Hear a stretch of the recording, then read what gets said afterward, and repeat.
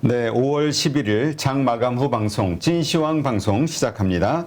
오늘 나오신 분은 유안타증권 선능력지점 박진희 부장님. 네, 안녕하세요. 네, 자 일단 오늘 시장 어떻게 보시나요? 코스닥은 좀 올랐어요? 네, 어제도 뭐 미국도 나스닥은 좀 올랐거든요. 근데 오늘 우리 시장도 좀 코스닥 좀 많이 올랐어요. 어제 미국 시장이랑 조금 비슷한 흐름 그랬던 것 같아요. 전체적으로 좀 자동차하고 반도체 이런 쪽들이 좀 좋았었고, 그동안 좀 낙폭이 컸었던 소비주들 있잖아요. 뭐 백화점, 면세점, 뭐 마트, 화장품 뭐 이런 식으로. 또 오늘은 여행주도 좀 오르고, 저희 어제 고혜송님이 노란 풍선 여행사 산다고 그러셨잖아요.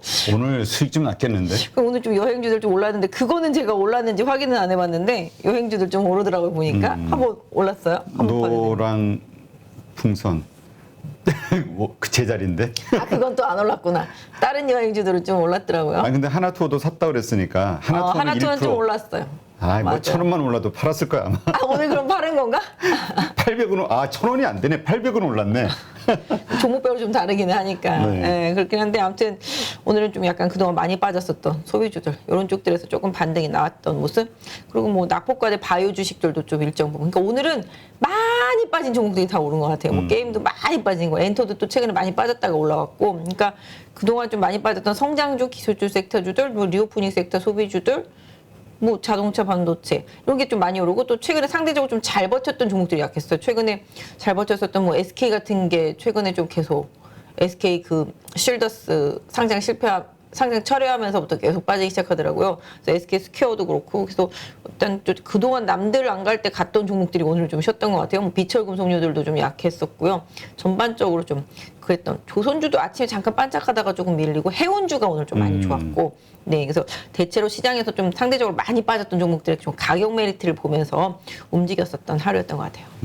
근데 오늘의 이런 흐름을 보더라도 우리가 그동안 이제 계속 얘기해왔던 게, 시장이 만약에 상승으로 반전이 됐을 때 이제까지 좋았던 것들이 하락하고 그동안 나빴던 것들이 오르지 않겠냐 이런 얘기를 많이 그쵸, 했었는데 네. 그런 모습을 그대로 보여주는 것 같아요. 항상 시장은 가격이 중요한 것 같아요. 시장의 가장 큰 호재가 많이 빠진 거, 가장 큰 악재가 많이 오른 거, 이런 거잖아요. 항상 주식이라는 게 한계까지가 올라가다 보면은 어느 순간 가면 안 올라가는 순간이 오면 당연히 빠질 수밖에 없고, 빠지다 보면 어느 순간 바닥이 나오면 반등할 수밖에 없는데, 뭐 종목들도 뭐 한계점이라는 게 있잖아요. 그 기업이 가지고 있는 기본적인 뭐 가치가 있고 실적들이 다 있으니까. 또 지수도 뭐 지난번 아니죠, 뭐 어저께가 저점이었던 것 같긴 한데, 그때 기준으로 해서 좀 강하게 올라오다 보니 또 내일 만기도 있고, 시장이 좀 그동안 좀 낙폭과대했던 종목들을 좀 선호하는 현상들이 오늘 좀 시장에서 강하게 좀 나타났습니다. 그래서 말씀하신 대로 많이 빠진 게 가장 호재다. 뭐 이런 부분들, 그다음에 또 특히 경기 침체 우려감 때문에 빠지는 거라면, 제가 뭐 지난번에도 말씀드렸습니다만은 어느 순간 가면은 원가 부담이 없는 섹터주들, 경기 방어적인 그런 섹터주들한테서 힘이 좀 나올 수도 있겠다라는 말씀을 드렸는데요. 오늘은 좀 그런 종목들이 좀 많이 빠졌던 상태 속에서 좀 오늘 많이 올라오면서 순환 반등? 뭐 아직까지 의미를 부여하기는 어렵습니다만은 가격적인 메리트에 따른 기술적인 반등, 이런 흐름이 좀 전반적으로 좀 나타났다라고 보시면 맞을 것 같아요. 네. 자, 일단 코스닥 이제 좀 올라준 거. 그러니까 우리가 나스닥이 이렇게 빠져도 그 다음에 이렇게 흐름이 안 좋아도 이렇게 오르는 모습, 의미를 좀 둘까요? 아니면 일단은 그냥 의미 없다? 무시하고 넘어가야 될까요? 의미를 안 둘 수는 없겠습니다. 사실 뭐 미국 시장 같은 경우는 워낙 많이 올랐었기 때문에 뭐 빠져도 된다라고들 다 얘기하는데, 우리 시장 같은 경우는 그렇게 오른 것도 없는데 그냥 계속 빠지기만 했잖아요. 외국인들이 계속 팔기 시작하면서, 연말부터 시작해서 계속 팔기 시작하면서 줄창 빠졌으니까 뭐 이제 정말 지칠 만큼 빠졌고, 뭐 다들 뭐 얘기하는 뭐 PBR 1배단 뭐 이런 식으로 다 얘기가 나오니까, 뭐 PBR 1배는 뭐 모두들 다 아시다시피 이제 청산 가치잖아요. 그렇지. 그러다 보니까 시장도 이제 반등을 하고 있는 상태인데, 기본적으로 뭐 최근에 외국인들 계속 매도 나옵니다. 오늘도 거의 한 2,900억 가까이 팔았거든요. 그래서 외국인들은 어쩔 수가 없어요. 달러 강세가 계속 이어지고 있는 상태 속에서 경기 침체 우려감 있고, 또 금리 인상 가능성 계속적으로 강하게 나타나다 보니까 외국인들 뭐 안전자산 선호할 수밖에 없습니다. 특히 또 달러가 강세를 보이기 때문에 상대적으로 금도 계속 좀 약한 흐름 보여주고 있잖아요. 그만큼 지금 달러가 상당히 좀 시장의 지배력을 더 강화시키고 있는 상태라고 보시면 좋을 것 같은데, 그러다 보니 뭐 주식 위험 자산을 사기보다는 더 안전자산, 뭐 미 국채 10년물 3%니까 또 사실 실질적으로 더 매력 있다라고도 생각하는 사람들도 있을 수 있잖아요. 근데 뭐 또 어떤 면에서 본다라면은 뭐 지금 주가가 워낙 싸기 때문에 제가 생각할 때는 달러 가치가 너무 강하기 때문에 지금 또 원화 가치 너무 바닥에 있기 때문에 주가들은 또 기업 실적 대비해서 너무 저점에 있기 때문에 그런 부분들 고려한다라면은 지금의 반등 뭐 한두 번 더 흔들릴 수는 있겠습니다만은 기술적으로는 거의 뭐 저가권에 와 있는 셈이다. 그러니까 2,500선대 초반이라면은 사실은 물려도 이 가격에 언제든지 팔 수 있다라는 생각을 가지고 좀 시장을 접근하시는 게 개인 투자자분들한테는 조금 더 낫지 않을까. 항상 용감한 자가 미인을 얻는다고 항상 좀 뒤로 빠져 있으면 수익이 좀 적어질 수밖에 없는 것 같아요. 그러니까 요즘 이 변동성이 심한 장에서 가장 지금 얘기하는 게, 야, 이거 팔아야 돼? 비중을 줄여야 돼? 이거 가지고, 그래서 줄인 분들은 또, 다음날 후회하고. 맞아요. 가지고 갔다가는, 이거 해야 되나 계속 불안스럽고. 참 어려운 장이에요. 시장이라는 게 저희 고혜성님이랑도 얘기했지만 관성의 법칙이라는 게 있잖아요. 한쪽으로 방향을 잡다 보면은 그 힘이 떨어질 때까지 에너지가 소진될 때까지 빠지거나 에너지가 소진될 때까지 오르거든요. 근데 주식도 그런 것 같아요. 이게 주식은 제가 항상 말씀드리지만 학습 효과를 항상 경계하라고 말씀드려요. 오르는 장에 익숙했던 사람들은 올라가다 빠지면 사면 또 오르고 올라가다 사면 또 빠지고 올라가면 있겠잖아요. 그러다 보니까 이런 상승장에 익숙하고 이게 학습 효과가 생겼단 말이에요. 그러다 보니까 이번 하락장에서 이 정도 빠졌으면 올라가겠지? 올라가잖아요. 다시 갈 줄 알고 안 팔면 더 빠지잖아요. 또 더 샀잖아요. 또 올라갔지? 그래서 이제는 갈 것 같아요. 안 팔았죠? 또 빠졌죠. 또 올라갈 것 같아서 사는데 또 빠졌죠. 이렇게 되잖아요. 그럼 이게 또 다시 이제 학습 효과로 남잖아요. 다음번에는 어떻게 돼요? 진짜 가는 장인데 조금만 올라와도 다 팔아버려요. 그렇지. 왜냐하면 여태까지 하락장을 경험했잖아요. 그리고 원금 하나도 팔게 되잖아요. 물론 원금 와서 파는 게 나쁜 건 아니에요. 팔고 나서 다시 살 수 있는 기회를 잡을 수가 있으니까. 근데 이 학습 효과에 너무 익숙해져 버린 거예요. 지금 한 6개월 정도 익숙해졌잖아요. 그러면 시장은 이 학습 효과를 또 이용을 해요. 개인 투자자들은 그래, 이번에도 아닐 거야. 또 반등하고 빠질 거야. 이런 게 뇌리에 남아있기 때문에 다시 또 개인의 뒤통수를 치면서 다시 물량을 싹 걷어서 올라가는 시간이 또 어느 순간에는 올 거란 말이죠. 그래서 이번에 진짜 바닥을 잡고 악재들이 해소되는 과정 속에서의 반등이 나온다라면은 어느 정도 뭐 지금 아직까지 완전히 조정장, 하락장 이게 완전히 끝났다 그러면 볼 수 없겠습니다만은 작은 베어마켓 랠리 정도는 다시 좀 올 수도 있다라는 생각을 갖고 좀 시장을 보셨으면 좋겠습니다. 네. 그 하여튼 알 수 없는 거예요, 시장을. 그러니까 이럴 때일수록 그냥 엉덩이를 좀 무겁게 있는 것도, 그러니까 내가 들고 있는 주식에 대한 펀더멘털이라든가 요것만 좀 점검을 해보고 그냥 가만히 있는 것도 사실 방법일 것 같아요. 거기 끝버 그분 계시잖아요. 죽버인가? 근데 죽을 때까지 거기는, 근데 끝까지 버티는 게 아니라 1,000원만 올라도 판다니까. 팔면서 근데 어떻게 그게 죽버야? 그러니까 물린 건 절대 안 판다는 거잖아요. 그게 초보야, 초보. 물론 그렇죠.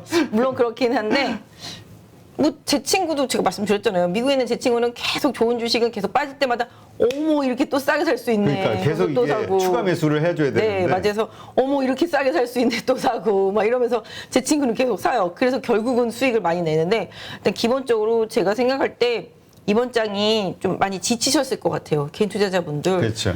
이제는 제일 처음에는 빠지면 어떻게 하다가 이제는 에라 모르겠다. 뭐 언젠가 가겠지 하고 방치해 놓는 수준이 돼버리더라고요. 보니까 제 온라인 고객분들이랑도 계속 저 얘기를 하거든요. 메신저로 얘기하면서 뭐 상담도 같이 해주면서 뭐 이제 종목 얘기도 하고 그러는데 예전에는 이거 어떻게 팔까 말까 뭐 이런 얘기도 막 하고 그래서 이제는 몰라요. 이제는 그냥 둔다는 식으로 막 말씀하시는 분들이 생기더라고. 아니 근데 그것도 끝까지 그럴 수 있으면 그것도 좋은 방법인 것 같아. 옛날에 막 누가 그랬대요. 이 주식 계속 주식 한번 사면 팔지 말고 묻어놔라. 그렇게 묻어놔서 대박 나신 분들도 가끔 있는데 묻어놓고 출장 갔다 왔더니 회사가 없어지신 분들도 있어서. 그러니까 기본적으로 펀더멘탈을 봐야지. 네, 맞아요. 그래서 그 회사가 진짜 망하지 않을 회사고 펀드멘탈이 있고 정말 업황이 저기 이상한 업황 아니고 그렇다라면 시장은 방향성을 계속적으로 만들어 줄 거라고 보고 있습니다. 그래서 그런 종목에 투자하신다라면은 지금의 이 시련은 견뎌야죠. 이 시련을 견디고 나면은 좋은 결과가 분명히 있을 거라고. 사양산업 이상한 것만 들고 있지 않는다. 물론 사양산업을 들고 있어도 또 사이클이 한번 돌고 나면 그 회사가 또 다시 사양산업이 아닌 산업이 될 수도 있고 그 회사가 나중에 뭐 쪽을 바꿀 수도 있잖아요. 뭐 그런 부분들도 있기는 한데 기본적으로 우상향하는 섹터의 흐름을 가지고 있는 업황을 가지고 있는 종목이라면은 분명히 좀 시장 흔들리더라도 좋은 결과가 나중에 나올 수 있으니까 지금 너무 고통스러워하기보다는 저도 고통스러워요. 저도 LG전자 계속 갖고 있는데 세상에 어떻게 11만 원을 깰 수가 있어요, 진짜. 저는 진짜로. LG전자 주주분들 아주 지금 요새 속상해가지고. 아, 저도 너무 속상해요. 옛날에는 현대차가 그렇게 속상하게 만들더니만 이제 또 LG전자가 속상하게 만드는데 제가 항상 자동차가 간다. 그 다음에 전장 부품 간다. 이렇게 생각하는데 요새는 큰 건 안 가고 다 작은 것만 가잖아요. 부품도 작은 거, 뭐든지 다 작은 것만 가요. 전장도 작은 거 뭐 이런 거 위주로 가고 요새 하다못해 2년 내리 빠진 통신주, 5G 뭐 6G 관련 통신 장비주도 안 빠져요. 이것들이 이제 가더라고요, 보니까. 그러니까 한 2년 그렇게 내리 빠지고 나니까 이제는 팔 사람이 없나 보더라고. 이제는 이번 시장 폭락하는 동안에도 거의 안 빠지더라고요, 보니까. 근데 저는 아까 제 고객분이 이러는 거예요. LG전자, 야, 이거 손절해야 되는 거 아니냐? 막 이러시더라고요. 그래서 제가 막, 아니라고. 저는 더 추가 매수의 기회를 보겠습니다. 막 이렇게 카톡을 보냈거든요. 그랬더니 그분도 이제 건물주인데 그분이 이러시는 거예요. 아니, 레포트가, 가전 안 좋아가지고 LG전자 안 좋다라는데 왜 이걸 들고 있냐. 그래서 내가 물론 LG전자 첫 번째 예비 실적 발표할 때는 되게 좋게 시장에서 서프라이즈다. 컨빅션 대박이다. 막 이래가지고서 막 갔었는데 갑자기 실제 이제 실적 발표하는 날은 이제 LG전자 쪽에서 2분기를 조금 안 좋게 얘기했나 보죠. 가전 쪽들이 뭐 물류비라든지 원자재 가격 부담이라든지 이런 부분 때문에 조금 둔화될 것 같다는 식으로 얘기를 하니까 애널리스트들이 막 이만하게 쓴 거잖아요. LG전자 가전이 캐시카우인데 그쪽이 별로일 것 같다더라 막 이러면서 막 쓴 거잖아. 근데 실질적으로 1분기 실적을 뜯어보면 확실히 전장 쪽이 좋아지고 있었거든요. 그래서 제가 막 손님한테도 아니 LG전자를 누가 가전으로 사냐고, 전장 보고 사는 거 아니냐고, 전장의 성장성을 믿으셔야죠. 이런 상황 속에서 흔들리시면 안 된다고 그러면서 제가 추가 매수할 자리를 더 찾아보겠다고 막 이렇게 말씀을 강하게 드렸거든요. 그랬더니 어이가 없으신 거 보면 웃으시더라고요. 아니 근데 그럴 수 있죠. 왜냐면 지금 실적 장세다 보니까 기본적으로 돈을 버는 거에 대한, 근데 이제 잘 벌던 게 약해진다고 하면 또 약간 불안심이 좀 생기는 그러니까 거잖아. LG전자가 휴대폰도 정리하고 태양광 패널도 정리하고 돈 안 되는 것들은 좀 정리를 했단 말이죠. 그리고 이제 사실 LG전자가 그렇게 다 정리하고 나니까 돈을 잘 벌어줘야 되고 가전인데 막상 또 가전이 물류비라든지 원자재 부담 때문에 2분기가 조금 슬로우해겠다라는 식으로 이제 얘기를 했나 보죠. 이제 그러다 보니까 너도 나도 정말 안 좋게 얘기를 하긴 하는데 항상 LG전자는 좀 힘들게 수익을 주는 것 같아요. 정말 질질질질질질 끌다가 정말 너무 힘들어서 포기할 때쯤 이제 올려주는 것 같기는 해요. 근데 저는 지금 자동차들도 보시면 아시겠지만 전장 쪽들은 앞으로 계속 좋을 거라고 보고 있거든요. 전장 쪽들 좋고 그다음에 지금 반도체가 공급 계속 부족하잖아요. 그래도 반도체가 조금씩 풀리기 시작하면은 기본적으로 자동차 대수 많이 만들어 놨지겠죠. 지금 보니까 대기가 6개월이라고 그러더라고요. 제네시스 대기가 6개월. 그 정도로 이제 반도체가 없는데 이게 2분기 지나면서 하반기에 조금 풀릴 가능성이 있다라고 얘기 계속 나오고 있거든요. 그러면 결론적으로 저는 LG전자 전장, 특히 또 애플해서 LG 마그나까지 고려해서 본다라면은 LG전자도 최근에 또 반도체 한다고 그러잖아요. 차량용 반도체. 그것까지 고려해 보면은 그렇게 이게 죽일 만큼 빠질 만한가 정말 되게 보면은 속상하더라고요. 물론 삼성 전기도 뭐 삐까삐까하게 안 좋기는 해요.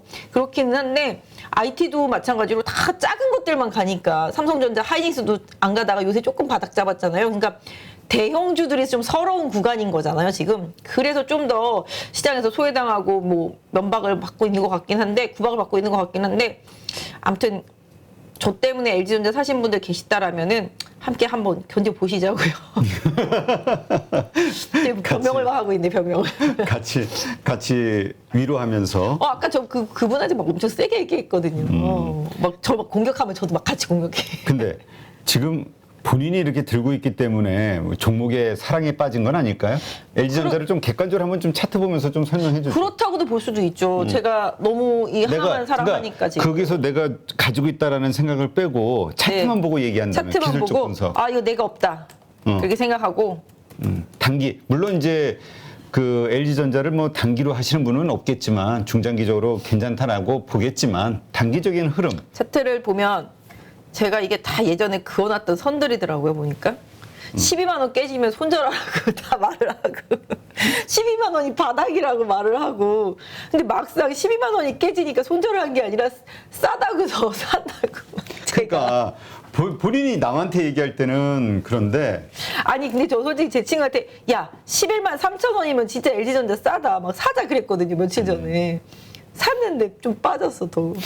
한번 차트로 한번 설명해 줘봐요. 그러니까 본인이 안 가지고 있다 생각하고 나한테 객관적으로 설명한다면 내가 안 가지고 있었으면 여기 12만 9천 원 갔을 때 아마 팔았어야 되는데 왜 안 파셨어요? 뭐 이딴 식으로 얘기했겠죠? 이딴 식으로. 진짜 이제 와서 생각해보면 왜 그러냐면 근데 LG전자가 여기 13만 원이 좀 저항대예요. 막히긴 막혀요. 근데 저는 솔직히 이 13만 원대에서 단기적으로 한번 끊어줬다가 다시 밑에서 받을까? 이런 고민을 하긴 했었었는데 솔직히 그 당시에는 에이, 샀다 팔았다 하기가 좀 귀찮았었어요.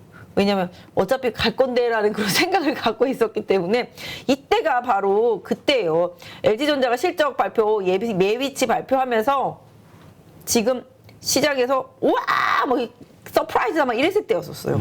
그래서 여기 찍었기 때문에 여기 13만 원 못 넣고 찍고 제가 생각할 때는 그냥 12만 원 초반에서 좀 자리 잡다가 가겠지라는 생각을 했었었는데 그 제 생각이 틀렸던 거였었겠죠. 그래서 지금 이제 21선도 우상향 하려고 터닝 준비를 하다가 지금 밀린 거거든요.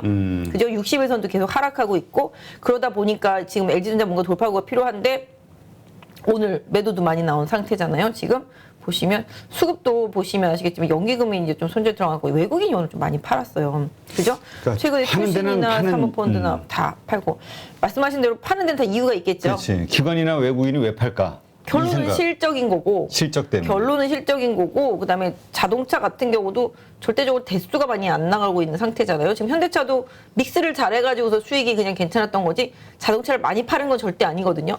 내수에서도 계속 안 좋고 그리고 전반적으로 완성차들을 그냥 전기차 쪽에서 그냥 조금 더 하고 이제 고급사양인 제네시스 이런 쪽들이 조금 선전하는 거 뭐 이런 부분들이 현대차를 좀 만들어주고 있긴 한데 LG전자는 뭐 기본적으로 실적이 이제 아까 말씀드렸잖아요. 2분기 좀 슬로해지는 것 때문에 뭐 그럼 굳이 왜 우리가 미리 사서 이걸 개고생하면서 들고 있어 이런 분위기일 거 아니겠어요? 기관이나 외국인들은 확인하고 사도 늦지 않아. 이게 이제 외국인과 기관의 시각이겠습니다. 그러다 보니까 이제 매도를 한 상태가 되겠고 오늘 또 특히 좀 더 많이 팔았더라고 보니까 그래서 이 가격에도 이렇게 팔 정도인가? 뭐 숨겨진 악재가 있나? 저도 개인적으로 좀 생각해 보는데 악재가 있을까?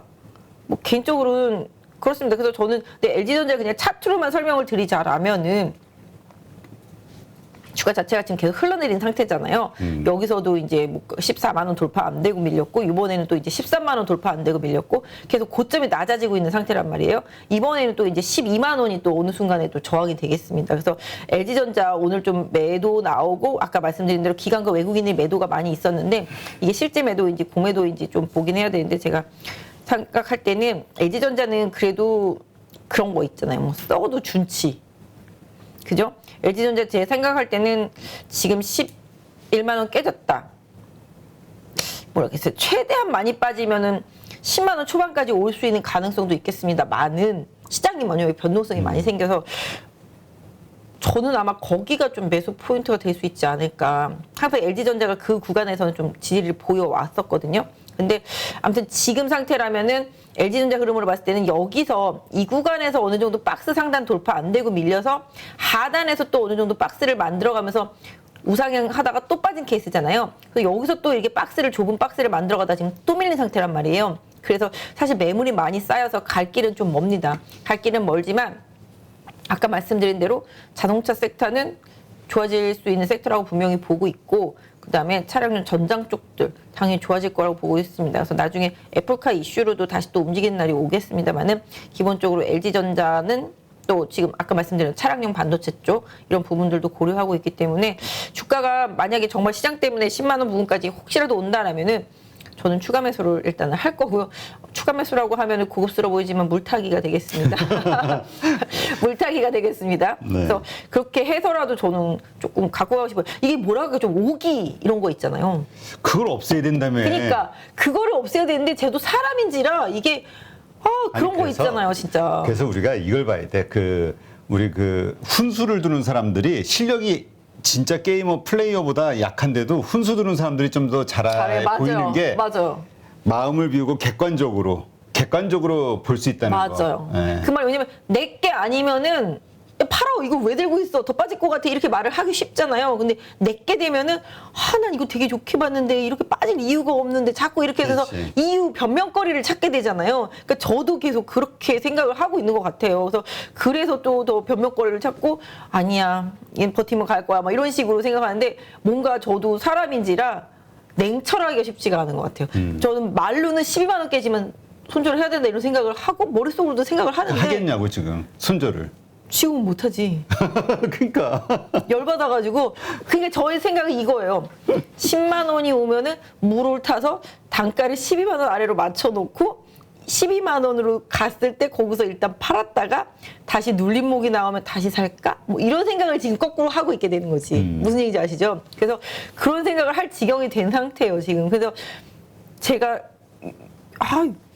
내가 삼성전기는 들고 있으면 내가 가겠지 뭐 별로 그런 게 있어요. 왜냐면 삼성전기도 지금 MLCC가 지금 생각보다 지금 안 좋단 말이에요. 그러니까 주가가 못 가는데 지금 이제 뭐 애플이랑 뭐 계속 수주 얘기가 나오면서 최근에 좀 반등도 했었습니다만은 도찐 개찐이기는 해요. LG전자 삼성전기랑. 근데 삼성전기도 결국은 MLCC가 가야 되는 부분이고 그 다음에 LG전자도 전장이 가야 되는 부분인데 그렇다고 지금 전장이 나쁜 거는 아닌데 빠지는 이유는 가전으로 자꾸 빠지고 있으니 저는 그게 애가 타는 거잖아요. 그러니까 좀 다시 평가할 수 있는 시장의 분위기가 그런 걸 좀 좋아하는 시장이 된다라면 갈 것 같기는 한데 아무튼 지금의 추세는 하락 추세 안에 있는 거는 맞긴 하거든요. 지금 보시면 여기 이렇게 하락 추세가 생기니까 이렇게 여기 보시면 이거 잠깐만요. 줄을 하나 그어 보면 이제 뭐 이런 식으로 이제 하락 추세가 생긴 거잖아요. 그죠? 네. 이렇게. 그러니까 지금 또 이제 고점에서 그거 보면 이렇게. 그죠? 딱 이 하락 추세 안에 있는 거잖아요. 그러니까 이 하락 추세를 깨려면 좀 시간 가치 투자를 하면서 요 선이 끄집어져 내려왔을 때 그러니까 결국은 12만 원을 넘어서 13만 원을 강하게 돌파하는 힘이 나와야 LG전자는 그 하락 추세를 탈피할 수가 있다라는 거죠. 지금 그림만 놓고 보면은 여기 지금 이게 추세선, 하락 추세선 지금 중단부를 지금 계속 따라 움직이고 있잖아요. 보이시잖아요. 그죠? 이 중단부가 추가로 이탈되는지 여부 이런 부분들을 조금 챙겨서 보실 필요가 있을 것 같아요. LG전자 보유하신 분들은. 하지만 뭐 여기 올인하지만 않으셨다라면은 좀 한번 견뎌보시고 나중에 어느 시점에서 좀 바닥이 나왔을 때 좀 추가 매수하는 전략 이런 부분들까지도 좀 일단은 고려해 봐야 되지 않겠나라고 일단 보고 있고요. 하지만 지금은 대형주의 시대는 분명히 아니잖아요. 그렇기 때문에 대형주의 시대가 오려면 결국은 외국인 수급이 돌아와야 되고 이게 미국 시장에서도 금리 인상도 그래 우리가 생각하는 정도만 하겠구나라는 그런 안도 이런 감이 생길 때 그런 거 충만해졌을 때 외국인은 다시 돌아올 수 있다라고 생각해 본다라면은 외국인이 안 돌아오면 뭐 삼성전자도 현대차도 하이닉스도 뭐 LG전자도 삼성전기도 상승하더라도 한계가 좀 있으니까 그런 한계를 좀 생각하면서 매매해야 될 필요는 있을 것 같아요. 그래서 아무튼 제가 안 들고 있으면 뭐 더 싸게 살 수 있는 구간을 기다리세요라는 소리를 하겠죠. 그 다음에 보유하신 분들한테는 그래도 제가 안 들고 있다 하더라도 팔라는 얘기는 못할 것 같고요. 오히려 아까 말씀드렸던 대로 보유하신 분들은 10만 원 만약에 혹시라도 초반까지 온다라면은 추가 매수를 해서 단가를 일단 12만 원 언더로 맞춰놓고 다음번 리바운딩에서 12만 원이 강하게 돌파가 안 되면 한번 매도 내지는 비중 조절을 하셨다가 확실히 12만 원대 안착을 확인하고 다시 재매수를 해서 13만 원 돌파 확인하면서 가보시자고요 라고 말을 드릴 수 있을 것 같아요. 어렵나? 어려워. 진짜요? 그러니까 물타기 후 12만 원 부근에서 일단 손절 안 하고 원금 손해 없이 매도를 했다가 재매수 포인트를 찾아보세요. 이런 느낌? 어려워. 아니 왜냐면 제가 이 LG전자를 그때 12만 원 초반에서 네. 막 좋다고 막 얘기를 한 다음에 거의 15만 원까지 갔었잖아요. 그러니까. 그랬다가 다시 또 12만 원대 내려와서 저는 제 매수가 언저리니까 버팁니다라고 그때 방송에서 말씀을 드렸었고 갖고 있었었는데 12만 원을 깼잖아요. 그럼 손절을 해야 되는데 너무 아까운 거야. 왜냐면은 올라갔다가 그런 거 있잖아요.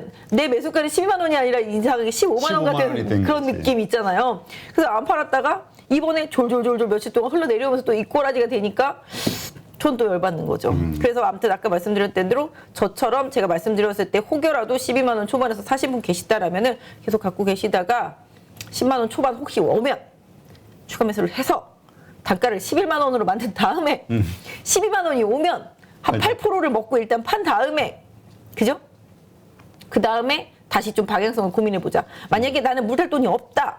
그러면 12만 원 부근에 왔을 때 외국인 수급이 들어오는지 안 들어오는지를 확인해서 영 안 들어온다. 그러면 일정 부분 비중을 줄이거나 매도를 했다가 살짝 한 2% 손절을 했다가 다시 재매수 포인트를 잡자.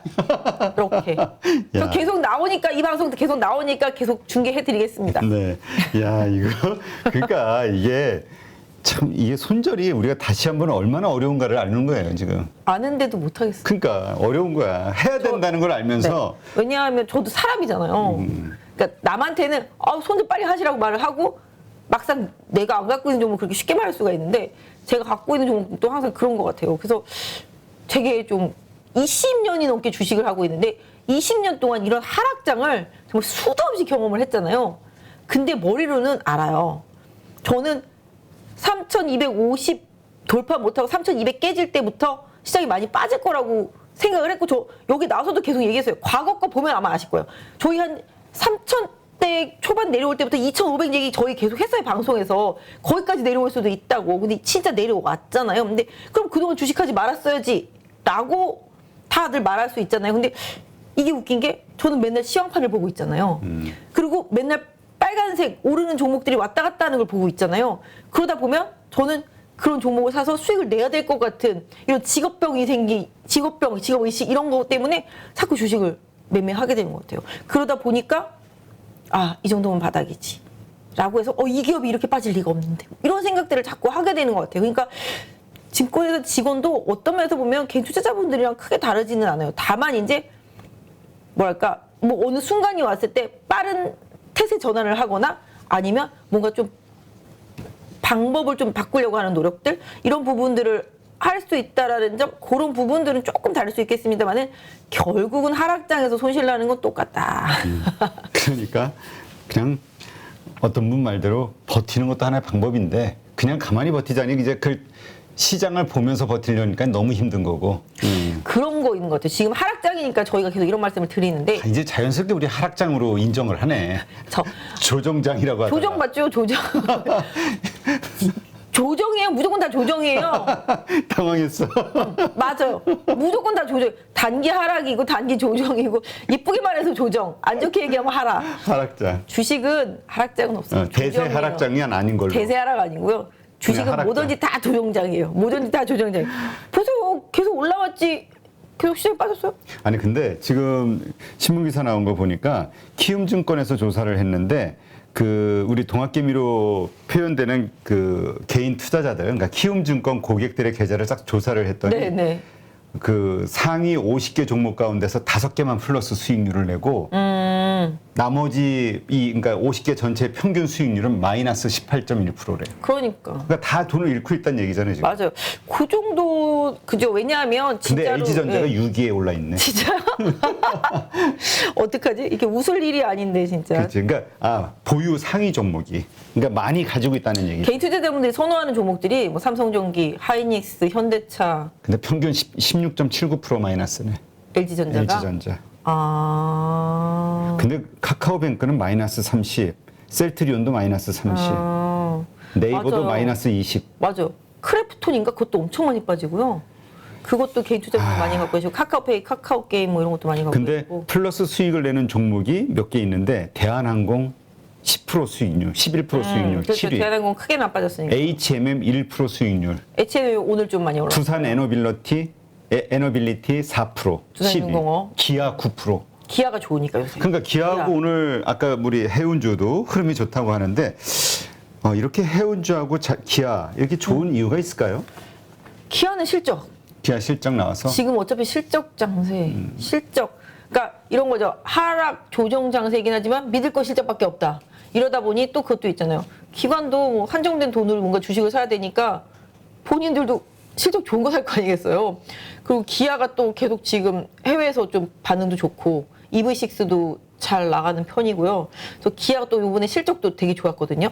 그래서 오히려 현대차보다는 기아가 조금 더 선호도가 있는 편이긴 해요. 그래서 기아 같은 경우가 오늘도 좀 좋았고 최근에 시장 리딩하고 그다음에 아시다시피 자동차 부품주들도 흐름이 괜찮고 특히 그리고 기아 향이 강한 이제 업체들도 좀 많이 강한 흐름이 있고요. 그래서 그런 부분들이 조금 영향을 줬고 해운주 같은 경우는 오늘 아침에 이제 BDI 지수 좀 올라오면서 BDI 지수가 정말 몇십 주 동안 계속 내려오기만 했거든요. 계속 줄줄줄줄. 왜냐면 지난번에 올라갔을 때가 막 운임 올라갈 것 같지 막 난리 났었잖아요. 물동량 뭐 항만 막히고 막 이랬을 때 그때 이제 기대치로 다 올라갔던 게 이제 쭉 빠지고. 그래서 현대 H&M 같은 경우도 실제 앞만 좋다고 그래도 안 가잖아요. 주가가 계속. 페노션도 이제 뭐 사실 뭐 최근에 뭐 물동량 늘어날 거라는 기대감보다는 오히려 많이 빠졌다라는 인식 이 부분이 더 주했을 거라고 봅니다. 페노션 같은 경우는 뭐 곡물이라든지 뭐 그런 부분들 하기 때문에 그러니까 페노션은 이제 벌크 쪽이고 그 다음에 이제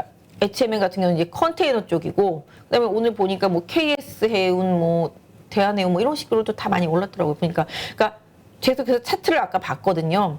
회사에서 봤는데 그냥 많이 빠져서 오른 거예요. 많이 빠져서 진짜 많이 빠져서.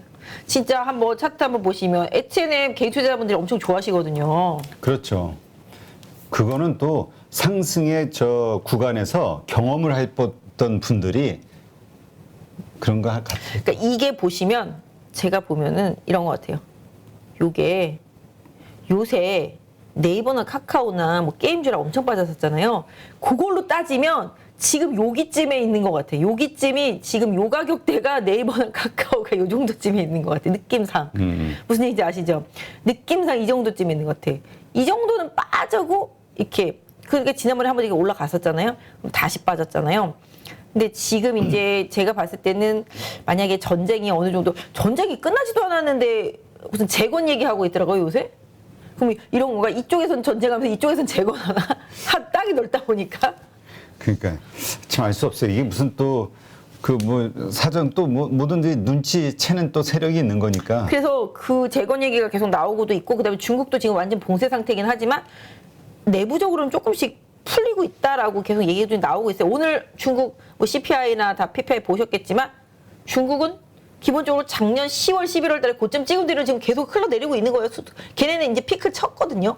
그러니까 예상치보다 높게 나온 부분이 살짝 있긴 하지만 작년 가을 겨울에 피크 쳤던 부분보다는 확실히 내려가고 있어요. 그래서 중국이 이렇게 봉쇄를 했는데도 견조하니까 시장은 중국이 작년 10월에 11월에 피크 치고 지금 견조하게 내려오고 있는 상태예요. 그럼 이게 한 6, 7개월 뒤에 미국에서 같은 반응이 나타난다고 그래도 선행지표식으로 후행적으로 그러면 미국도 이제 그런 효과가 나올 때가 됐다라고 보는 거죠. 기본적으로. 그래서 사실 오늘 밤에 발표되는 그 지수가 기대치가 좀 있어요. CPI, 네, CPI 기대치가 있어요. 그래서 아무튼 간에 그거는 이따가 얘기하고 지금 H&M 같은 경우는 그동안 그런 기대치에 많이 올랐던 부분 때문에 많이 빠졌었는데 지금 재건을 하든 뭘 하든 뭐 곡물이 부족하든 어쩌든 간에 막 실어 날라야 되잖아요. 그죠? 미국에서 천연가스도 뭐 유럽으로 실어 날라야 되고 그러다 보니 그리고 또 만약에 경기가 조금이라도 회복되는 기미가 나오고 원자재 가격 좀 빠지고 기업들이 뭐 수출이라든지 뭐 이런 무역이 더 활발해지면 당연히 물동량이 늘어날 수 있으니까 뭐 비행기로 실어 나르는 것도 한계가 있잖아요. 뭐 자동차를 비행기로 나르고 그러진 않잖아요. 그러다 보니까 이런 BDI 지수 오르는 거라든지 뭐 컨테이너 운임 지수 이런 부분들에 대한 기대치가 해운주 전체 반응을 하면서 좀 움직이는 상황인데 이거 부분도 보시면 여기도 이렇게 죽을 듯이 빼잖아요. 저점 깨고 저점 깨고서 여기서 손절한 사람도 일부 있었을 것 같긴 해요. 하지만 결국은 이렇게 올라와서 크게 시세를 내는데 지금 시장이 살짝 기대하는 게 이거만큼 빠진 종목들이 현대상 H&M이 이렇게 올랐었던 부분 있잖아요. 이 부분과 같은 반등 상승이 나올 수 있는 게 많다라는 거죠. 기본적으로 그 정도로 많이 빠진 종목들이 다 지금 바닥에서 오늘 일정 부분 조금씩 반등하면서 뭔가를 좀 보여줬다는 건데 그 부분의 연속선을 좀 더 찾아봐야 되겠습니다만은 일단은 H&M 기준으로 봤을 때는 차트 보시면 아시겠습니다만은 21선이 우상향 터닝을 했죠. 지지가 잘 되고 있죠.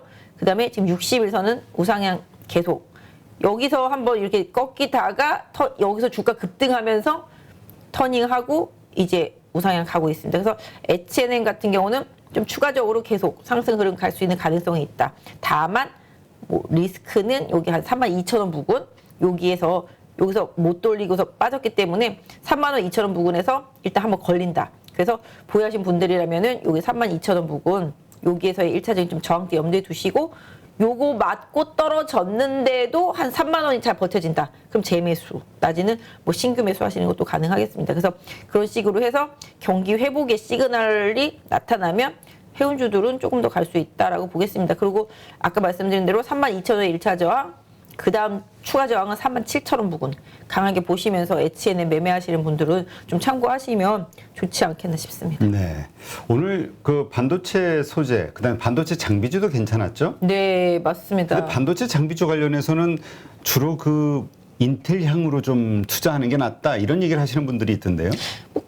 뭐 미국에서 밀어주니까. 삼성전자나 SK 미국에서 보다. 계속 이제 투자하니까. 근데 삼성전자, SK도 마찬가지예요. 지금 새 정부는 반도체 쪽에다가 계속 밀어주는 K 반도체 거잖아요. 뭐 이런 얘기 나오니까. 그래서 세금 혜택을 줍니다. 동진 세미캠 같은 경우도 최근에 증설 발표했잖아요. 이게 다 세제 혜택을 받을 수가 있기 때문에 한국의 발안 거기다가 이제 하는 겁니다. 그러다 보니 이제 국내 업체들 같은 경우도 지금 계속 세제 혜택을 보니까 계속 증설 투자하고 투자를 하죠. 삼성도 마찬가지가 되겠습니다. 그래서 기본적으로 삼성도 투자를 계속 할 거란 말이죠. 그럼 삼성에 들어가는 장비 업체들이라든지 부품 업체들이 당연히 수혜 볼 수밖에 없어요. 그래서 국내적으로 그때 말씀드렸다시피 탈세계화 이런 부분들 고려해 본다라면은 국내에서 확실히 장악력이 있는 장비 업체들 많이 좋을 것 같아요. 지난번에 말씀드렸던 대로 오늘 장비 업체들 좋아요. 저는 계속 장비 업체들 좋게 보고 있거든요. 왜냐하면은 뭐 바이든도 21일 날 와서 쪼겠지만 기본적으로 반도체 쪽들은 계속 뭔가 투자해도 나라에서 뭐 계속 혜택을 주고 세금 혜택을 준다 그러니까 기회는 이때다 하고 투자할 거 아니겠어요? 그렇죠. 네, 그래서 그런 부분들 고려해 본다라면은 장비, 부품, 소재 단 중에서도 이제 장비주들이 조금 수혜 받을 수 있겠죠. 오늘 보시면은 최근에 좀 계속 강하게 올라가는 게 이제 TCK 이게 상당히 좀 좋고 뭐 하나머티리얼즈는 또 너무 많이 올랐고 그다음에 돈지 세미캠 이쪽 포토레지스트 이쪽도 좋고 그래서 계속적으로 좀 증설을 계속 발표하잖아요. 오늘 워닝 머티리얼도 좋았고. 그 다음에 워닝 IPS도 오늘 좀 올랐고 그래서 장비주들 전반적으로 긍정적으로 보고 있어요. 그래서 바닥권에 있고 아직까지 많이 못 올랐어요. 시장이 정말로 좀 좋아지고 선순환의 구조가 잘 만들어지면 반도체 장비 쪽들도 한번 시세를 좀 강하게 낼 수 있고요. 계속적으로 반도체 쪽은 좀 조정받을 때마다 자동차와 비슷하게 긍정적으로 계속 모아가는 전략. 하이닉스 같은 경우도 하이닉스 보시면 사실 지금 디램가가 엉망이거든요. 바닥에서 올라오질 못해요. 그래서 하이닉스도 어제 디램이 주력이니까 안 좋았었잖아요. 그 디램가들이 지금 안 좋고 그런 상황이긴 합니다만은 하이닉스도 제가 최근 수급을 보니까 기관도 좀 사고 외국인이 이틀 샀었는데 오늘은 팔았네. 나쁜 놈들이네요, 아주. 진짜. 살려면 계속 사야지. 박진희 부장님도 증권사인데 기관 아니에요? 아니, 기관이 개미예요. 기관을 이렇게? 저 개미. 아니, 외국인이 팔았다니까요. 아 외국인이? 나쁜 놈들이라고. 아 기관이 사고? 예. 아 이 사람들 한국말 잘 못 알아들으니까. 검머리일 수도 있어. 어쨌든 간에 지금 사모펀드나 투신이나 기금들은 이제 많이 하이닉스를 좋게 빠지니까. 보네. 아니, 그러니까 좋게 본다기보다 하이닉스도 11만 원이면 싸다. 뭐 이런 인식을 하는 거겠죠? 그리고 요새 조금씩 보면 아까 현대차도 보시면 이제는 거의 파는 게 조금씩은 없어지더라고요. 보니까 기아도 수급 보시면은 보세요. 외국인이 기아 사랑이 엄청나요. 사랑해요 LG 아니고 사랑해요 기아더라고요. 보니까 요새. 머릿속에는 항상 LG전자만 있어. 아니, 사랑해요가 이렇게 뒤붙는 거 김혜수가 옛날에 막 선전했었었는데 그 생각이 좀 나네요. 아무튼 기아 쪽을 많이 사고 있고요. 그 다음에 삼성전자도 뭐 그닥 요새는 막 미친 듯이 팔지는 않더라고요. 오늘 보면 이제 조금 팔았잖아요. 근데 팔기는 계속 팔아요. 왜냐하면 이거는 그냥 삼성전자가 아니라 그냥 우리나라인 거잖아요. 그냥 달러를 만들어야 되겠다. 뭐 이런 생각으로 삼성전자는 파는 것 같긴 해요. 근데 개인 투자자분들도 삼성전자 사랑이 정말 끝을 보고 있습니다. 연기금도 팔고. 근데 삼성전자도 저는 좀 실적이나 뭐 이런 면에 있어서 항상 스테이블한데 뭔가 서프라이즈를 낼 수 있는 게 지금 없잖아요, 삼성전자가. 그렇죠. 뒤에서 쫓아오고 위에서 누르고 막 이런 식이잖아요. 그렇기 때문에 삼성전자도 뭔가 돌파구를 마련해야 되는데 뭐 지금 중국 저렇게 돼가지고서 뭐 LCD도 지금 뭐 계속 가격적인 부분들도 있어서 뭐 다 TV도 그렇고 그다음에 휴대폰도 그렇고 뭐 휴대폰 요번에 새로 나온 거 출시한 지 한 달 만에 빵원 됐다면서요. 보조금 다 주고 막 이러니까 갤럭시 S20인가? 그런 식으로 그럴 정도로다가 삼성전자가 휴대폰에서도 지금 돌파구가 잘 없는 상태고 반도체도 디램 가격 계속 내려가 있으니까 뭐 물론 파운드리 쪽 이런 쪽들은 그래도 해외에서 TSMC가 아마 가격 올렸을 거예요. 아마 그러다 보니까 뭐 DB하이텍 같은 경우도 많이 빠지니까 같이 따라 오르긴 했고 뭐 이러긴 했습니다만은 삼성전자도 돌파구가 지금 필요해요. 되는 게 지금 잘 없어요. 그러니까 위아래에서 푸시 당하니까 힘들어요. 그래서 결국은 삼성전자건 하이닉스건 현대차건 LG전자건 삼성전기건 돌아와야 된다. 외국인이 돌아와야 된다. 이 생각을 좀 지울 수가 없고 특히 대형주들은 올릴 만한 돈이 없고 대형주들이 지금 안 좋은 거는 뭐겠어요? 다 물류 비용 많이 들죠. 그다음에 원가 부분 많이 들죠. 그렇다고 뭐 제품 가격을 미친 듯이 올릴 수가 없고 이런 부분들. 그때도 말씀드려요. 자동차는 한 200~300만 원 올려도 티가 별로 안 나는데 가전은 1~20만 원 올리면 확 티가 난단 말이에요. 그렇지 않겠어요? 그렇기 때문에 쉽게 가격을 못 올려요. 가격 전가력이 많이 떨어져요. 그러다 보니 가전을 많이 하거나 아니면 반도체, 휴대폰 뭐 이런 것들. 요새 오히려 휴대폰 가격은 깎아주고 있더라고요. 그러니까 그런 부분들 고려하면 삼성전자도 좀 약간 좀 하방에서 좀 누르는 상태라서 뭔가 좀 돌파구가 많이 필요한 것 같아요. 그래서 그런 부분들 고려해 본다라면은 역시 아직까지 시장이 불안할수록 역시 좀 기관이 선호하는 중대형급 내지는 중소형급에서 계속 트레이딩을 하려고 하는 심리를 저도 이해를 하겠고 저도 그러고 싶기는 하더라고요. 보니까 그런 부분을 생각하면 그러니까 또 삼성전자를 모아간다는 생각들이 많이. 그러니까 우리가 투자할 때 이 심리를 잘 이해해야 될 것 같아. 시장의 심리, 시장의 참여자들의 그 심리. 맞아요. 그걸 객관화시켜서 그거를 잘 또 이게 대입을 해보면은 그게 이제 진짜 실력이 느는 길인 것 같기는 한데. 그래서 그 주식도 다 시장 심리예요. 그치, 이게 다 차트가 이제 이평선들 사실 차트 심리지. 심리예요. 맞아요. 이게 다 어떤 사람들은 후행적이다 막 이렇게 폄하하시는 분들도 있고 뭐 다 지난 다음에 누가 못 맞히냐 뭐 이렇게 말씀하시는 분들도 있지만 과거를 보면서 미래를 유추해 보는 거잖아요. 그리고 이게 다 시장 심리입니다. 21선이고 61선이고 다 이거 시장 심리선이에요. 그래서 차트는 다 심리가 녹아있다라고 보시면 좋을 것 같아요. 그래서 그때도 말씀드렸다시피 내가 물렸으면 남도 물렸고 내가 팔고 싶으면 남도 팔고 싶은 거거든요. 그런 부분들을 잘 활용을 해야지만 시장에서 끝까지 승리할 수 있는 상황이 될 거라고 보고 있습니다. 네. 자, 그러면 이제 우리 대응 전략, 내일 네. 대응 전략을 좀 세워볼 텐데. 네네. 일단 오늘 우리 지금 녹화는 이게 지금 한 7시 20분인데. 맞아요. 9시 반쯤에 이제 CPI 지수가 발표된다고 그랬죠? 네. 자, 일단 확인하고 우리가 투자를 해야 되는데 두 가지 시나리오로 보죠. 우리 지금 그 컨센서스가 몇 프로죠? 8.1. 8.1% 이하가 나왔을 때는 시장은 환호하겠죠? 그치. 그럴 때 내일 주가는 당연히 미국 시장도 좋을 거고. 근데 지금 분위기가 좋은 쪽에 베팅을 하는 것 같아요. 왜냐하면 유럽 증시도 쫙 오르고 나스닥 선물 지수도 현재 1% 이상 오르고 있단 말이에요. 제가 아까 뭐라 그랬어요? 뭐라고? 중국. 아, 중국발이다? 그러니까 아니 그게 아니라 중국 CPI랑 PPI가 어느 정도 해답을 주고 있다라니까.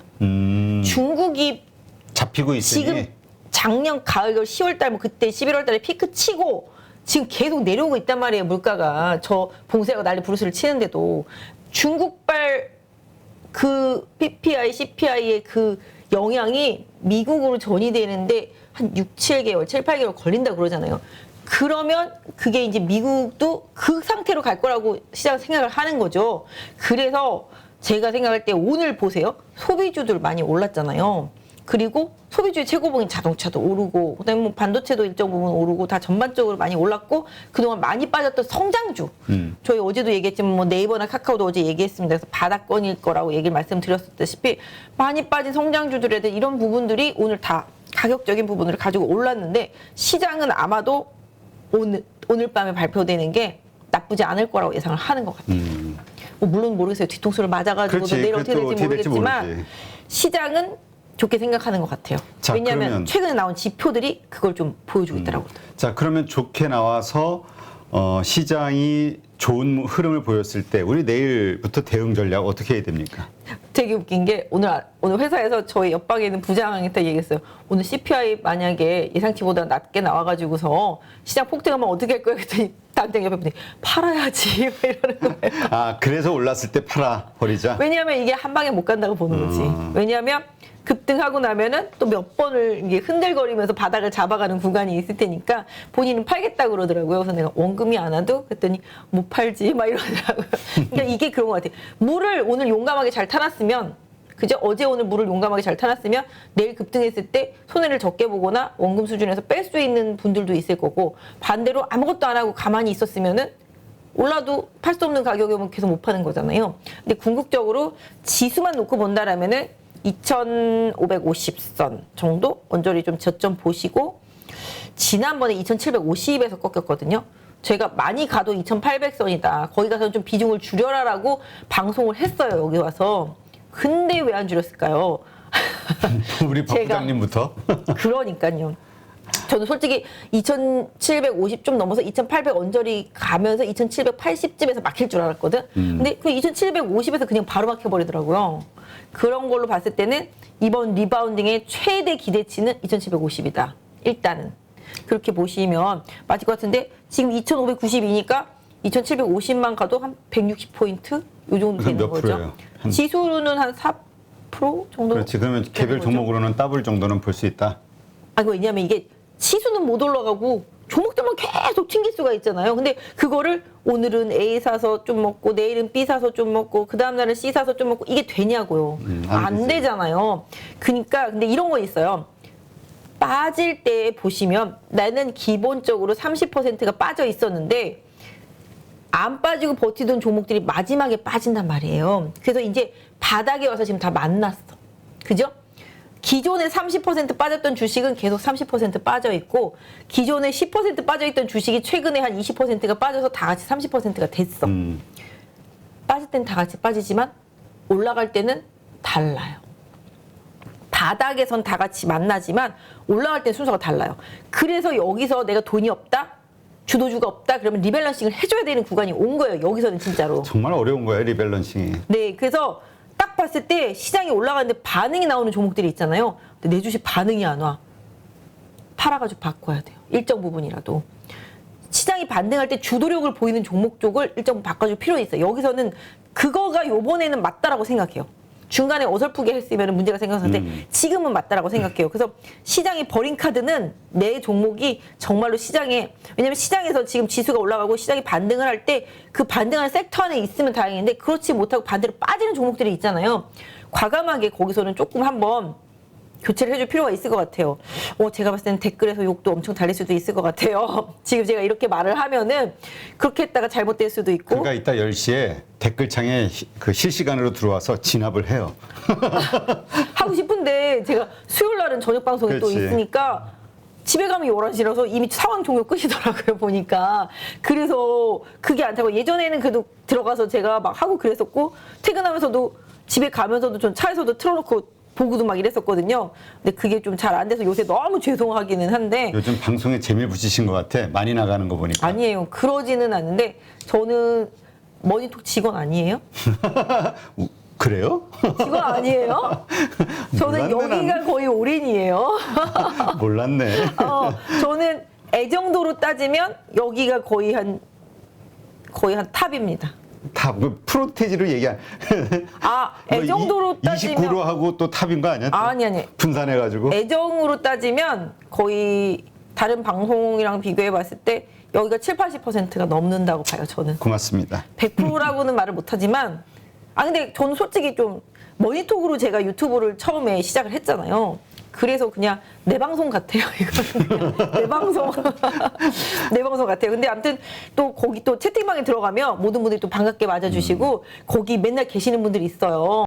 그래서 전 너무 좋더라고. 저는 채팅을 워낙 좋아해요. 예전에도 말했잖아요. PC통신 시대 세대라고. 그래서 거기 가서 밤새도록 떠들고 싶어. 그분들이랑 떠들고 싶은데 왜 끊는 거예요? 중간에? 끊는 게 아니라 자동으로 그 시간이 끝나면 끊어진. 좀 수다 좀 떨고 싶은데. 끝나는 거지. 네, 그런데 나 또 걱정 마세요. 지금 그래서 그 우리 파이로 모니터 가족분들도 그렇고 끊임없이 채팅을 통해서 의견을 나누실 수 있게 지금 아이디어를 짜고 있고 조만간 방법이 나올 거예요. 진짜요? 네. 또 밤새 채팅하시는 거 아니에요? 몰라요, 난 그거.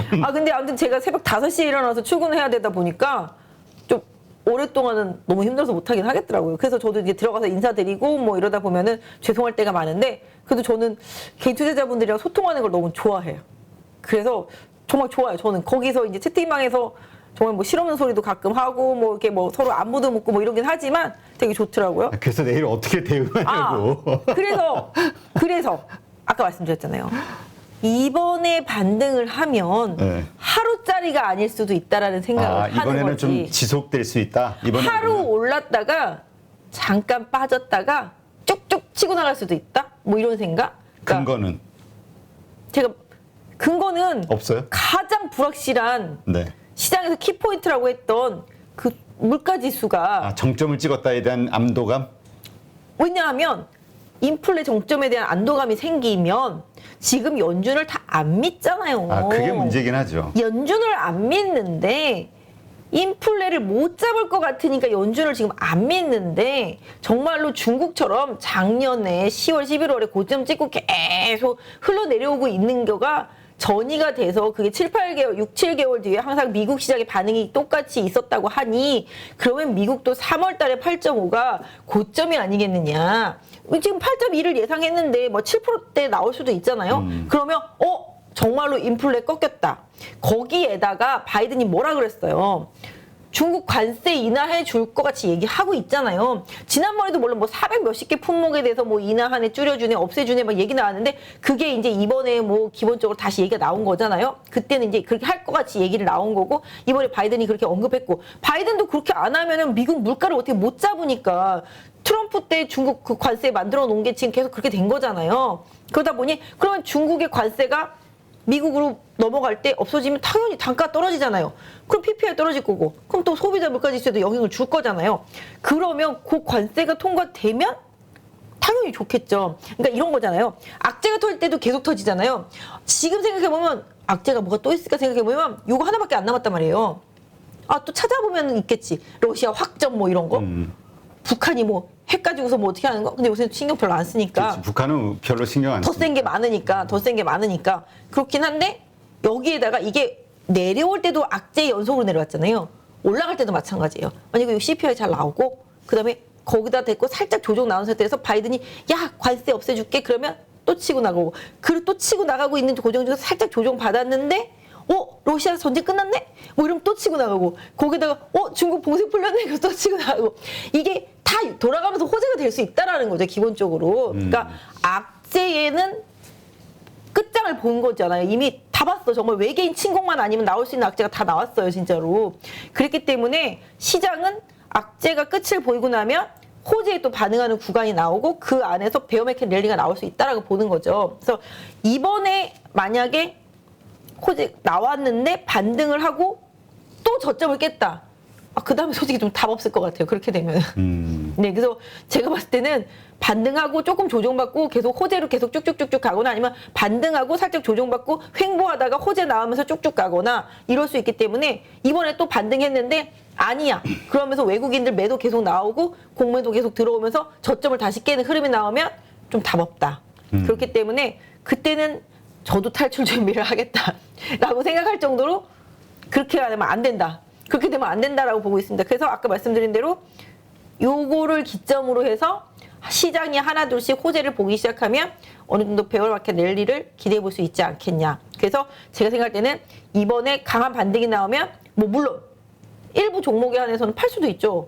그리고 영 안 될 것 같은 종목 교체할 필요도 있겠죠.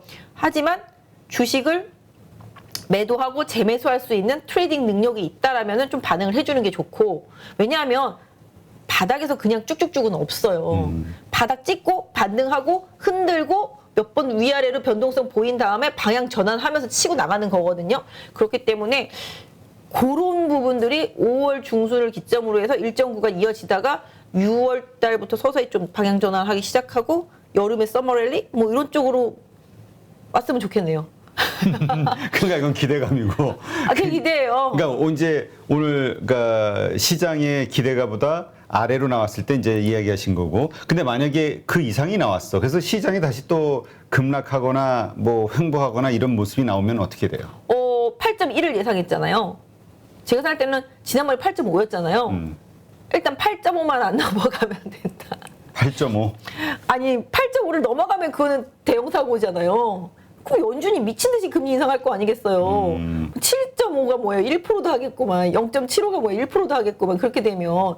그럼 연준 의원들의 시각이 더 강해질 거 아니에요. 이렇게 했는데도 물가가 이렇게 높아지면 금리 더 올릴 수밖에 없어. 라는 시그널을 줄 거잖아요. 하지만 아까 말씀드린 대로 8.2를 예상했는데 8.2 정도 나왔다면 좀 용서해 줘야 되고요. 뭐 8.2를 예상했는데 8.0 나왔으면 그건 또 해피한 케이스가 되는 건데 기본적으로 이 CPI가 물가지수가 떨어지기 시작한다는 그 신호만 주면 연준 의원들도 굳이 미친 듯이 금리를 올려야 되겠다라는 그 시그널 시장에 강하게 주지는 않을 거라는 거죠. 그러니까 기존에 줬던 그대로 0.5, 0.5 이런 식으로 해도 되겠네라는 생각을 할 수가 있을 거잖아요. 그래서 그거를 확인하는 가장 중요한 포인트가 되기 때문에 시장도 다 그걸 보려고 그러는 거예요. 그러니까 지금 어제도 미국이 나스닥이 3% 올랐다, 2% 올랐다, 1%로 끝났잖아요. 보겠다라는 거죠. 다들. 봐도 보고 해도 늦지 않다 이런 그러니까 거지. 그 시장의 주체들 가운데서 아래쪽으로 보는 사람이 세력도 많고 위쪽으로 보는 세력도 많고 치열하게 막 맞아요. 싸우는 것 같아 지금. 거기가 항상 변곡점이고 고점에서도 시장이 변동성을 많이 보이지만요. 바닥에서도 변동성을 많이 보여요. 저희 가만히 생각해 보세요. 3,350에서 3,300, 3,250, 3,200 이렇게 할 때마다 어떻겠어요? 올라갔다 내려오고 올라갔다 내려오고 이러면서 계속 고점을 낮추면서 내려오다가 쭉쭉쭉 빠진 거잖아요. 지금도 마찬가지예요. 바닥을 찍었잖아요. 올라갔다 내려오고 하면서 저점을 높여가면서 다시 쭉쭉쭉 이렇게 갈 수 있기를 소망합니다. 갑자기 끝에가 힘이 빠졌어. 아니에요. 저는 긍정론자예요. 저는 알겠어요. 음모론자지만 긍정론자예요. 음모론자이면서 긍정론자. 네. 그리고 항상 시장은 올라왔지 내려온 적은 없어요. 말씀드렸잖아요. 정말로 400에서 400이 뭐야? IMF 때 엄청 빠졌을 때는 더 심했었지. 그리고 금융위기 때도 그렇고 다 외환위기 때도 마찬가지였었겠지만 기본적으로 시장은 올라가면서 고점을 높이고 조정은 있었을지언정 계속 올라갔다. 그래서 저는 긍정론자다. 알겠습니다. 나 하여튼 이제 오늘 9시 반 이제 이 방송이 정말. 나가는 10시 아마 이제 결과가 이미 나왔을 텐데. 그러니까요. 저 이렇게 떠든 게 헛소리가 아니었으면 좋겠다. 아니 근데 뭐 어차피 양쪽 방향으로 했으니까 둘 네. 중에 하나겠죠 뭐. 네, 뭐 좀 안 좋게 나오면 한 번 더 매맞을 각오만 하면 돼요. 그럼 결국은 저는 그러나 그것도 오를 기회라고 것이다. 생각합니다. 예, 안 좋게 나와서 많이 빠지면 기회. 오히려 안 좋게 나와서 확 많이 빠져서 2,500 가면 기회. 이제 자연스럽게 2,500 얘기가 나오네요. 2,600은 아니, 지킬 안 것이다 좋아서 이러다가. 안 좋아서 혹시 안 좋아서. 네. 하여튼 그만큼 시장이 변동성이 커졌다는 얘기겠죠. 그러니까 네. 저도 옛날에 조금씩 빠질 때는 조마조마했는데 이제 많이 빠지고 나니까 뭐 더 빠지든지 말든지 막 이런 생각이 들어요. 알겠습니다. 네, 하여튼 오늘 어떤 결과가 나왔을지 저도 좀 기대가 두렵기도 하고 기대가 되기도 하지만 진짜요. 뭐 우리 파이로메토 가족분들 다 그러겠죠. 확 미국 한 5, 600포인트 확 안 올라주나요? 아니야, 그것과 안 되겠다. 한 1000포인트. 네, 기도mem입니다. 이게 자연스럽게 사람 심리가 이러니까 자꾸 이 신앙으로 갈 수밖에 없어. 인디아 기우제 같은 분. 네, 될 때까지 비는 거. 자, 오늘 수고 많으셨고요. 그러게요. 다음 주 월요일 날 좀 특별하게 진시황 저희가 그 다음 주 월요일 날에는 다음 주 월요일 10시죠. 우리 네. 박진희 부장님 혼자서 저 없이 혼자서 하고 싶은 말 막 하면서 1시간 안에는 끝내주시고 그러게요. PD들 퇴근을 시켜주시고 저도 수요일 날만 했었는데 다음 주 월요일 날 한 번 더. 저는 할 말 많아요. 네, 그리고 역시 한 2-3시간 전에 먼저 녹화를 했다가 10시에 네. 방송이 될 때 실시간 채팅 그때 들어오실 수 있죠? 네, 월요일 날? 알겠습니다. 그래서 또 실시간으로 우리 파이로 모니터 가족분들하고 의견 나누면서 또 다음 방송 혹은 그때 어떤 뭐 궁금증들 네. 풀어주시기를 저는 부탁드리겠습니다. 처음 할 때부터 실시간을 원했으나 네, 저희의 사정상 그러니까 저는 막 채팅으로 소통하면서 막 개인 유튜브처럼 하고 싶었는데 네, 그 소망을 들어드리기에는 저희가 열악해서 네. 아 진짜 맨날 이렇게 웃으면서 했으면 좋겠네요. 근데 사실 시장이 빠지니까 우울하니까 그래서 일부러 자꾸 웃는 저걸 거예요. 자꾸 웃기려고 이렇게 해드리는 건데 아니 원래 이렇게 그런 거 같아. 장빠졌는데 왜 이렇게 웃고 앉았냐 이렇게 하지 마세요. 아니 원래 그런 것 같아. 좋은 모습이지 에너지 넘치고. 네, 네 오늘 어떻게 될지 모르겠으나 일단 편안한 밤 보내시고요. 내일 아침 7시 라이브 방송에서 또 인사드리겠습니다. 고맙습니다. 네, 감사합니다.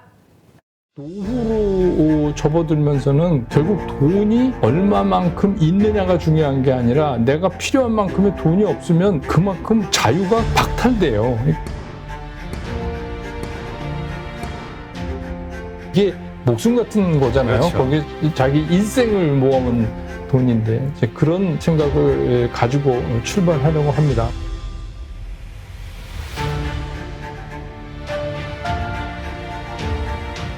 요즘 시장 왜 오르는지 왜 빠지는지 이유를 알 수 없는, 외국인들이 왜 파는지 왜 갑자기 또 사기 시작하는지 전혀 오리무중 알 수 없는 나날들이 연속되고 있고요. 이로 인해서 적극적으로 투자하시는 분들이 상당히 큰 손해를 입는 경우들이 자주 발생하고 있습니다. 그래서 이제 사물놀이 장세라고도 이야기하죠. 사면 물리는 장세. 이러한 때 시장을 보다 정확하게 읽을 수 있다면 얼마나 좋을까요? 젊은 분들이야 이런 경험을 통해서 실력이 커져갈 수 있지만 나이 드신 분들, 그러니까 은퇴하신 분들 혹은 은퇴를 준비하는 분들, 노후 준비 자금을 투자하고 있는 분들 입장에서는 피 같은 돈을 손실을 입고 있기 때문에 많은 고민들을 하고 있습니다. 그래서 이러한 분들을 위해서 저희가 증권가에서 정말 40년간 큰 획을 그으신, 그리고 또 CNBC의 앵커로서 또 정말 많은 전문가들과 토론을 하면서 시장의 상당한 분석을 해오셨던 같은 은퇴자로서 은퇴하신 분들의 마음을 가장 절실하게 이해할 수 있고 또 그 돈이 얼마나 소중한지 잘 이해하시는 백만개미 채널을 운영하시는 한세구 당주님을 이번에 모셨습니다. 그리고 은퇴자들에게 가장 최적화된 교육 프로그램을 만들었는데요. 안녕하세요. 안녕하십니까? 네. 이 50대, 60대 혹은 뭐 은퇴를 준비하는 40대들도 그렇고요. 나이가 든 상태에서 자산을 날리게 되면 좀 이걸 복구하기가 참 어렵고 심리적으로 초조해지죠. 그러면 그러다 보니까 자꾸 또 실수를 하게 되고. 그러니까 이제 저도 제가 은퇴하고 시니어가 돼 보니까 더 절실하게 이제 그걸 느끼겠어요. 저도 현역에 있을 때는 굉장히 공격적으로 뭘 하는 사람 중에 하나였는데 그럴 수밖에 없는 게 이제 젊다는 건 뭐냐면 나한테 기회가 또 한 번 있다 하는 거가 되는데 연령이 어느 정도 돼서 이제 그 시니어 배열에 들어가시는 분들은 사실은 목적이 좀 달라요. 젊은 사람의 경우는 뭔가 이거를 내가 기회를 삼아서 내 인생을 좀 바꿔지는 이런 이포크 메이킹한 뭐 그런 걸 만들어 보자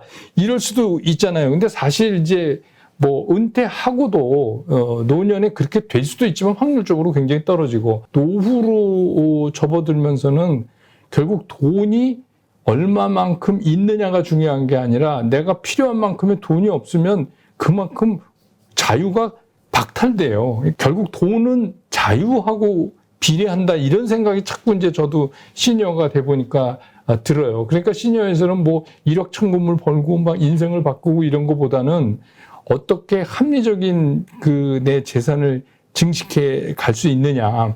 그래서 이제 그런 거에 주안점을 맞추고 가장 중요한 거는 원금이 깨지면 안 돼요. 그렇죠. 네, 손해가 나면 복구할 수 있는 기회도 적고 굉장히 힘듭니다. 그래서 제가 이제 늘 말씀드리는 게 내가 너무 일찍 팔았나? 조금 더 갖고 있으면 더 먹을 텐데 이런 생각하시지 말고 오히려 아쉬운 게 원금 손해 나서 힘든 것보다 훨씬 낫습니다. 이런 말씀 드리죠.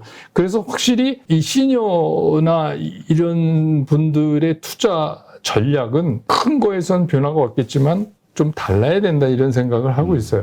그렇죠. 그러니까 뭐 리스크 관리가 좀 더 예민해야 그렇죠. 되고요. 네. 사는 시점, 그다음에 파는 시점이 네. 일반적인 투자자들하고는 이 네. 노후 자금을 운용하시는 분들은 네. 좀 달라야 된다. 네. 이게 이제 정말 많은 전문가들의 이야기입니다. 그래서 이번에 한세구 당주님과 8.15 캠퍼스에서 만든 성공 노후 투자 스쿨, 이건 아무래도 은퇴하신 분들, 그다음에 은퇴를 준비하시는 분들을 특정하고 있기 때문에 일반 프로그램과는 좀 달라야 될 것 같거든요. 네, 어떤 차이가 있을까요? 이 기존의 어떤 투자 교육 프로그램들과? 사실 그 어떻게 보면 이게 최초인데요. 어떤 특정 계층, 시니어라든지 노후 자금이라든지 이런 거를 세분해서 거기에 맞는 어떤 투자 전략이나 정보 제공이나 시장 분석법이나 이런 건 처음이 아닌가. 그래서 사실 첫 번째는 제가 40여 년 동안 주식 시장에서 같이 했다는 거. 두 번째는 저 또한 시니어라는 거. 그래서 제가 그 어떤 심정인지 제가 잘